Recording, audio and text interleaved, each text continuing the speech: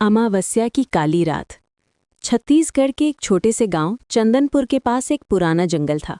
लोग उसे काला जंगल कहते थे, क्योंकि वहां दिन में भी अजीब सन्नाटा रहता था। गांव में एक लड़का था, रोहन। वो बहादुर था, लेकिन थोड़ा जिद्दी भी।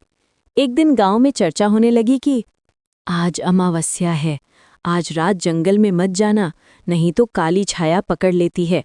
रोहन हंस दिया, अरे ये सब बकवास है, मैं तो जाऊंगा।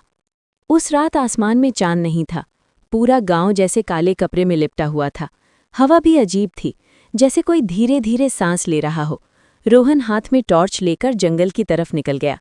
जैसे ही वो जंगल के अंदर पहुंचा, टॉर्च की रोशनी अचानक फड़फड़ाने लगी, और उसी पल पीछे से किसी ने उसका नाम लिया। रोहन।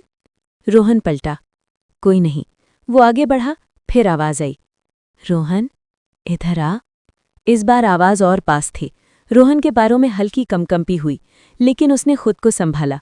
कुछ दूर जाकर उसे एक पुराना कुआं दिखा। कुआं बहुत पुराना था, ऊपर काई लगी थी, और उसके पास एक सफेद साड़ी में औरत बैठी थी। रोहन बोला, कौन हो आप? औरत ने धीरे से गर्दन घुमाई। उसका चेहरा देखकर रोहन का दिल रुक गया। उसकी आंखें नहीं थीं, बस काली खाली गहराई थी, और होठों से खून टपक रहा था। रोहन पीछे हटने लगा।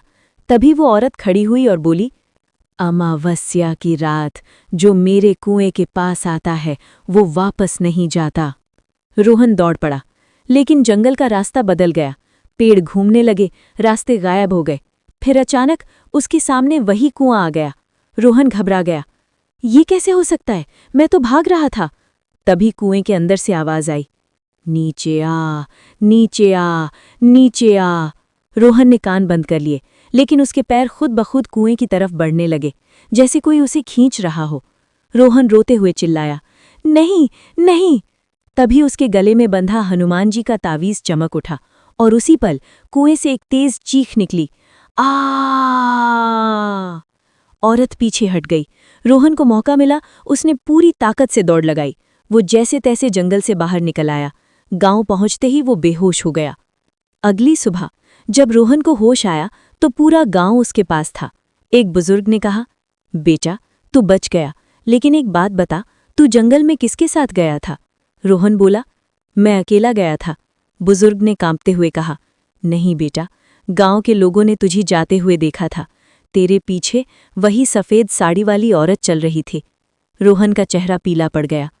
तभी रोहन ने देखा, उसके हाथ पर एक काला निशान था, और उसी निशान से धीमी आवाज आई, अगली अमावस्या मैं तुझे लेने आऊंगी। दोस्तों, अगर आपको ये रहस्य भरी कहानी अच्छी लगी हो तो चैनल को सब्सक्राइब जरूर करें और वीडियो को लाइक करें।